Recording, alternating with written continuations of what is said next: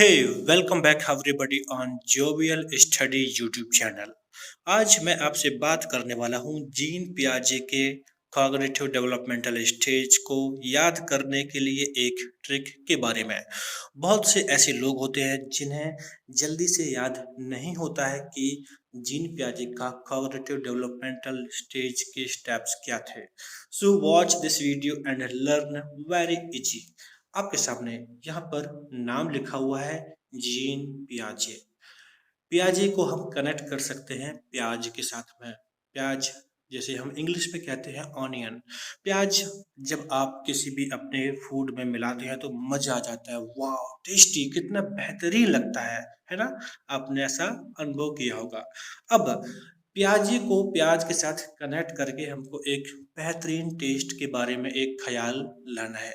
और हम जानते हैं कि जब टेस्ट बेहतरीन होता है तो कैसा लगता है। उस वक्त हम बड़ा ही अच्छा महसूस करते हैं और हम उस वक्त अपने खाने को सपा-सप करते हुए खाते चले जाते हैं। मैंने क्या बोला? सपा-सप। तो आप यहाँ पर लिखे हुए वर्ड पर फोकस कीजिए। सपा-सफ, SPCF। इसे आप सपा-सफ या सपा-सीफ के नाम से याद कर सकते हैं। तो बहुत ही शॉर्ट तरीके में फिर से एक बार समझिए।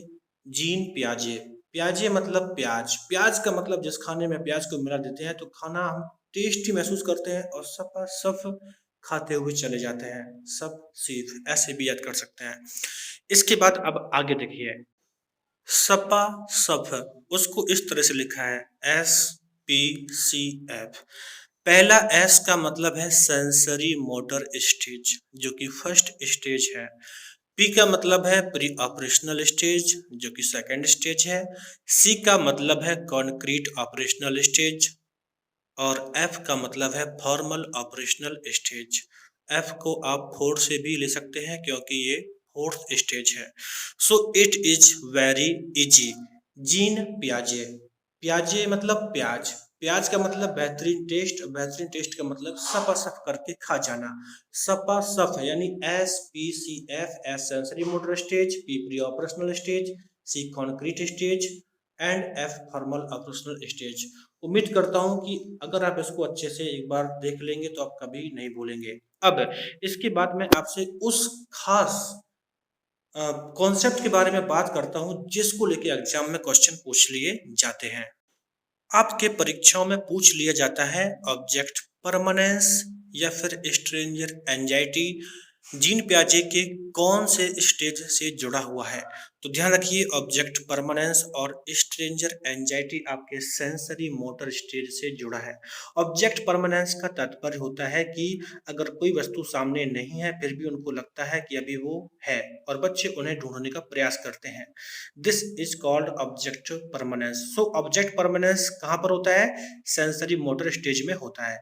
एंड स्ट्रेंजर एंजाइटी का मतलब है बच्चों के सामने जब अलग अलग लोग आते हैं, अजनबी लोग आते हैं तो उनको देखकर डर जाते हैं और एंजाइटी होती है। तो ये भी आपके सेंसरी मोटर स्टेज में आता है। And next is egocentrism, animism and artificialism. ये तीन कॉन्सेप्ट हैं जो कि प्री ऑपरेशनल स्टेज से आते हैं। इगोसेंट्रिज्म का मतलब होता है कि बच्चे हर एक चीज को खुद के पॉइंट ऑफ व्यू से समझते हैं। एनिमिज्म का मतलब होता है कि जो भी चीजें हैं उनमें सब में जान होती है। एंड आर्टिफिशियलिज्म का मतलब होता है कि जितनी भी सारी चीजें हैं उन सभी चीजों को मानव ने बनाया हुआ है। तो इस तरह से आप इन्हें अच्छे से ध्यान रखिएगा, निश्चित ही आपके परीक्षा में इनसे प्रश्न पूछ लिए जाते हैं। तो अब मैं चलता हूं and thank you for watching this video. Please like and comment करें अगर आप ऐसे ही कुछ और भी नए नए ट्रिक्स चाहते हैं।